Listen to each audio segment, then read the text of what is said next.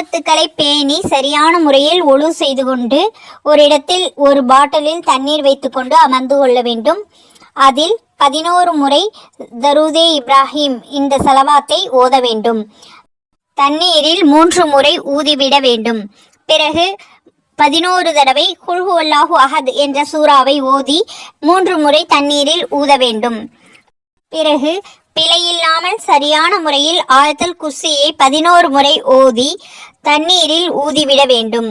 அதன் பிறகு ஸலவாத்து 11 முறை ஓதி ஊத வேண்டும். பிறகு குழந்தையினுடைய பெயர்களை கூறி துஆ செய்ய வேண்டும். நல்ல பிள்ளைகளாக வளர குழந்தைகளுக்காக வேண்டி சிறிது நேரம் அல்லாஹ்விடம் அழுது துஆ செய்து கொள்ள வேண்டும். அதன் பிறகு இந்த தண்ணீரை இரவு நேரங்களில் குழந்தைகளுக்கு குடிக்க கொடுக்க வேண்டும். இவ்வாறு செய்து வந்தால் சீக்கிரமே குழந்தைகள் நலம் பெறுவார்கள், சொற்படி கேட்டு நடப்பார்கள். இன்ஷா அல்லாஹ்.